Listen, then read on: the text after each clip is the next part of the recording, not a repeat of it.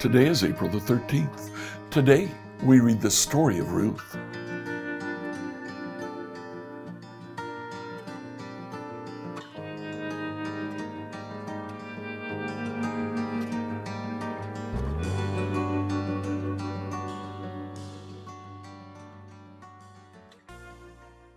Today, as you read through the Bible in a year, please read the entire story of Ruth, chapters 1 through 4. Now, the story of Ruth in a nutshell, a woman from Israel moves to Moab during a famine. This is all during the time of Judges. While she's there, her husband and her 2 sons died. Her 2 sons had married Moabite women. She returns to Bethlehem, her home, and she tells her daughters-in-law to go back to their own people, to the Moabites. One does, but one goes with her. The one who goes with her finds a man in Israel who is a redeemer of the family of the mother Naomi, marries him, and through him has a child that the mother now takes as her own. That child ends up being the father of David, king of Israel. So all of this happens near the end of the time of the book of Judges. Now, the names in the book of Ruth are very important. Naomi, one of the key figures, the mother who leaves Bethlehem for Moab. Her name means pleasant. After her husband and her 2 sons die, she returns and says, "Call me Mara." Mara means not pleasant, but bitter. Her husband, Elimelech, my God is king. Her 2 sons, Mahlon means sickly. Kilion means failing. Her daughter-in-law that returned with her, Ruth, means friend. And Boaz, who becomes Ruth's husband, means strong. Now, in the Hebrew Bible, the order of books is a little bit different. Ruth, in our Bibles, occurs at the end of the book of Judges because it's set in the time period of the book of Judges. And at this point, the effort of the compilers of the Old Testament in our English Bibles is to arrange things chronologically. But in Hebrew, it's not that way. In Hebrew, the book of Ruth comes right after the book of Proverbs. If you remember the book of Proverbs, Proverbs chapter 31:10 ends with a poem to the virtuous woman. A virtuous woman, who can find her?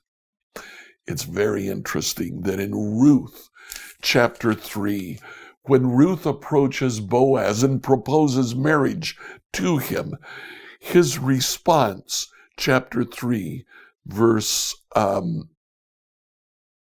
11, everyone in town knows you're a virtuous woman. She's the only woman in the Old Testament called a virtuous woman. Her position there is meant to explain what the virtuous woman of Proverbs 31 can be like. Boaz is a virtuous man, chapter 2, verse 1. There was a wealthy and virtuous man in Bethlehem named Boaz. So this virtuous couple become the grandparents of King David. Enjoy today as you read the story of Ruth. In the days when the judges ruled in Israel, a severe famine came upon the land. So a man from Bethlehem in Judah left his home and went to live in the country of Moab, taking his wife and 2 sons with him. The man's name was Elimelech, and his wife was Naomi.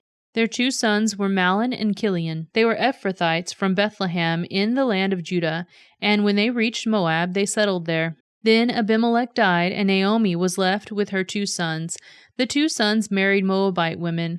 One married a woman named Orpah, and the other a woman named Ruth.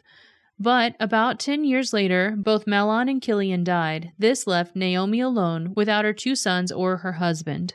Then Naomi heard in Moab that the Lord had blessed his people in Judah by giving them crops again. So Naomi and her daughter-in-law got ready to leave Moab to return to her homeland. With her 2 daughter-in-laws, she set out from the place where she had been living, and they took the road that would lead them back to Judah. But on the way, Naomi said to her 2 daughter-in-laws, "Go back to your mothers' homes, and may the Lord reward you for your kindness to your husbands and to me. May the Lord bless you with the security of another marriage." Then she kissed them goodbye, and they all broke down and wept. "No," they said, "we want to go with you to your people." But Naomi replied, "Why should you go on with me? Can I still give birth to other sons who could grow up to be your husbands? No, my daughters, return to your parents' homes, for I am too old to marry again. And even if it were possible, and I were to get married tonight and bear sons, then what? Would you wait for them to grow up and refuse to marry someone else? No, of course not, my daughters. Things are far more bitter for me than for you, because the Lord himself has raised his fist against me." And again they wept together, and Orpah kissed her mother-in-law goodbye. But Ruth clung tightly to Naomi. "Look," Naomi said to her, "your sister-in-law has gone back to her people and to her gods. You should do the same." But Ruth replied, "Don't ask me to leave you and turn back. Wherever you go, I will go. Wherever you live, I will live. Your people will be my people, and your God will be my God. Wherever you die, I will die, and there I will be buried. May the Lord punish me severely if I allow anything but death to separate us." When Naomi saw that Ruth was determined to go with her, she said nothing more. So the 2 of them continued on their journey. When they came to Bethlehem, the entire town was excited by their arrival. "Is it really Naomi?" the women asked. "Don't call me Naomi," she responded. "Instead, call me Mara, for the Almighty has made life very bitter for me. I went away full, but the Lord has brought me home empty. Why call me Naomi when the Lord has caused me to suffer and the Almighty has sent such tragedy on me?" So Naomi returned from Moab, accompanied by her daughter-in-law Ruth, the young Moabite woman. They arrived at Bethlehem in late spring at the beginning of the barley harvest. Now there was a wealthy and influential man in Bethlehem named Boaz, who was a relative of Naomi's husband Elimelech. One day Ruth the Moabite said to Naomi, "Let me go out into the harvest fields and pick up the stalks of grain left behind by anyone who is kind enough to let me do it." Naomi replied, "All right, my daughter, go ahead." So Ruth went out to gather grain behind the harvesters, and as it happened, she found herself working in a field that belonged to Boaz, the relative of her father-in-law, Elimelech. When she was there, Boaz arrived from Bethlehem and greeted the harvesters. "The Lord be with you," he said.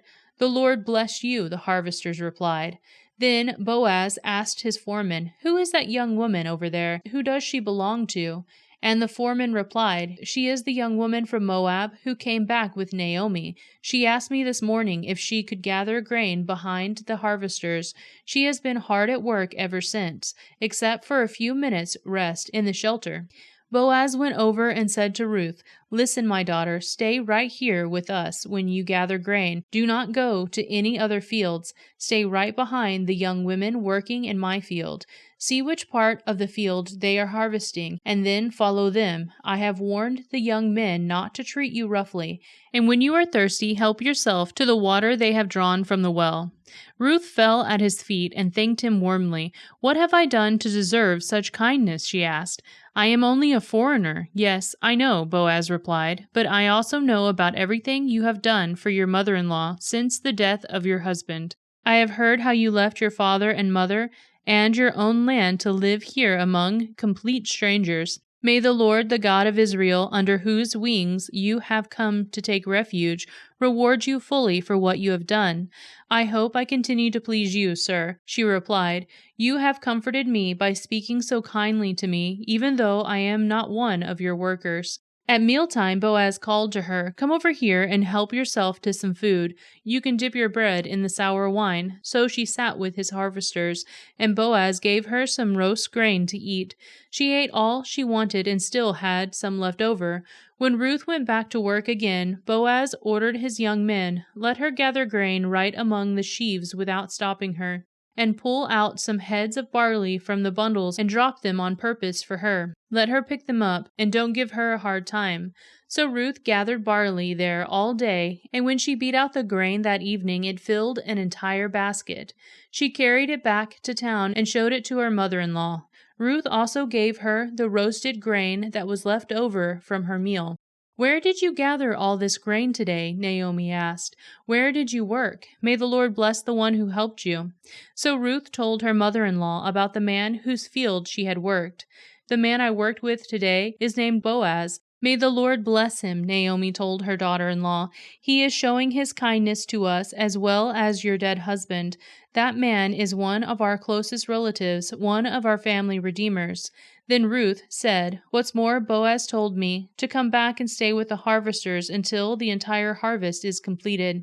"Good!" Naomi exclaimed. "Do as he said, my daughter. Stay with his young women right through the whole harvest.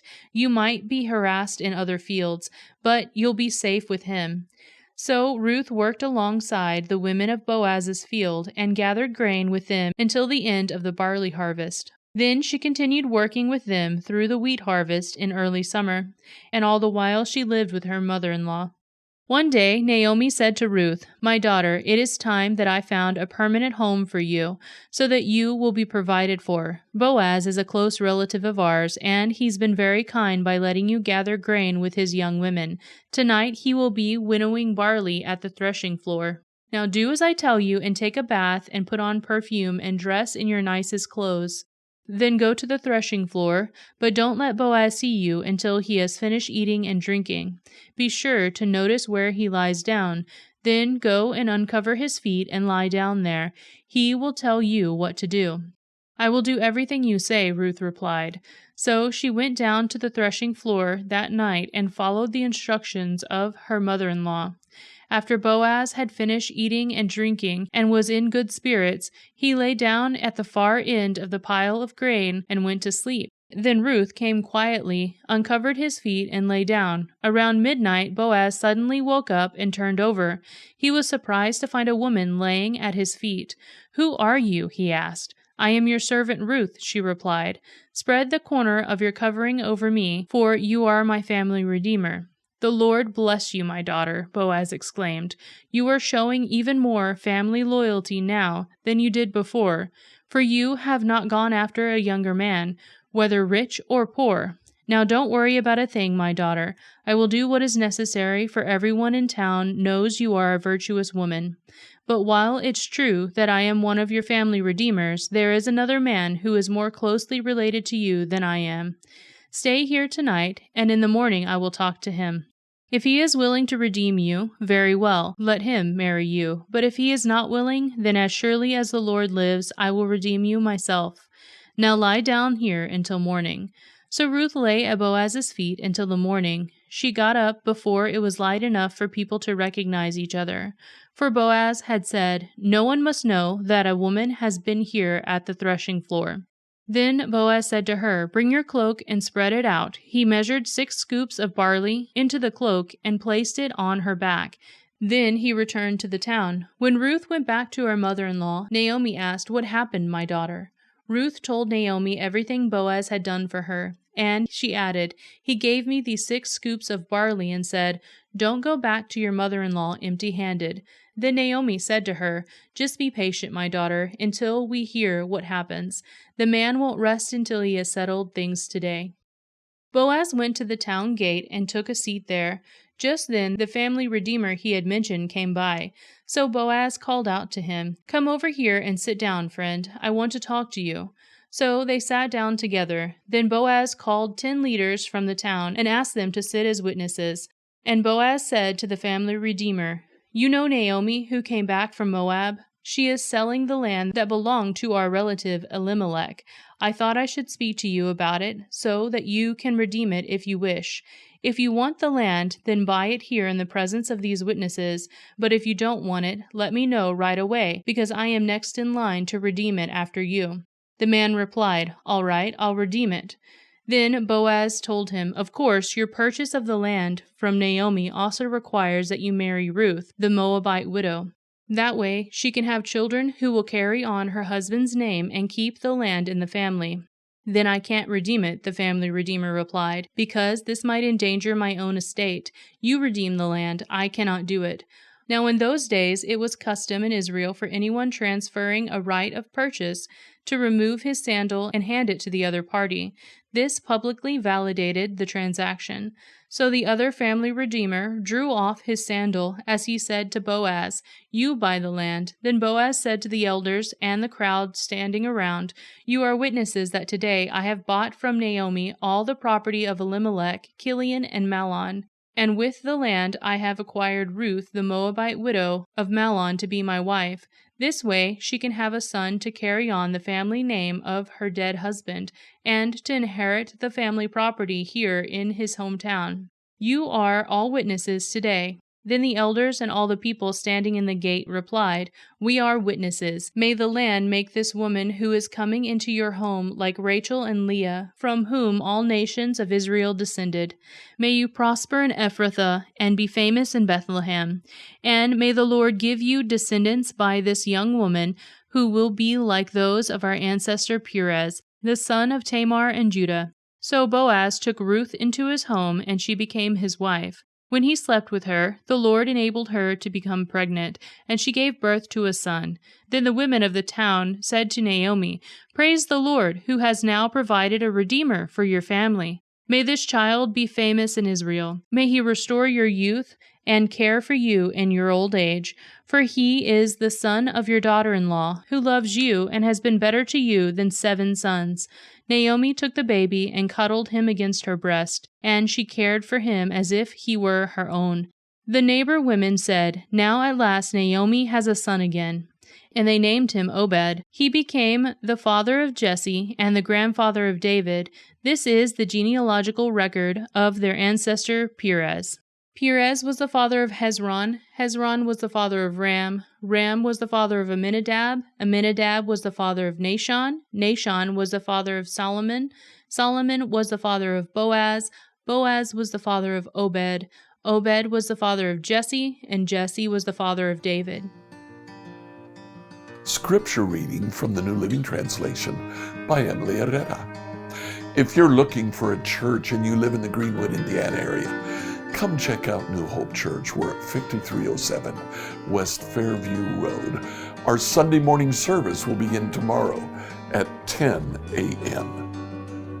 Tomorrow, we'll see what were Job's friends really saying.